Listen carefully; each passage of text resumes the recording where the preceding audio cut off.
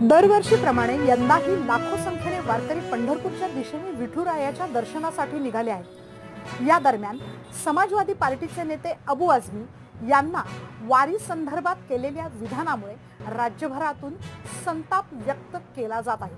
त्याआधी सर्व भागातील पुढील ताज्या बातम्या ऐकण्यासाठी आमच्या चॅनलला सबस्क्राइब करा आणि अपडेट रहा आणि बेल आयकॉनवरती क्लिक करा। वारीमुळे वाहतुकीला अडथळा होतो असे विधान समाजवादी पक्षाचे नेते अबू आझमी यांनी केले होते, ज्यानंतर राजकीय प्रतिक्रिया समोर येण्यास सुरुवात झाली। यावर आता राष्ट्रवादी काँग्रेसचे मंत्री श्री हसन मुश्रीफ यांनीही प्रतिक्रिया दिलेली आहे। वैद्यकीय शिक्षण मंत्री हसन मुश्रीफ यांनी म्हटलंय की अबू आझमी यांना वारकरी संप्रदायाबद्दल माहिती नाही असं दिसतं।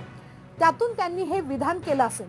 वारीचा मार्ग ठरलेला असतो, वर्षानुवर्ष त्या मार्गावरून वारी सुरू आहे। शासनाने त्यासाठी पालखी मार्गही बनवलेला आहे। नमाज ही दिवसातून 5 वेळा असते, तर वारी वर्षातून एकदा असते। नमाजही अशा ठिकाणी असला पाहिजे जेथे कोणाला त्रास होणार नाही।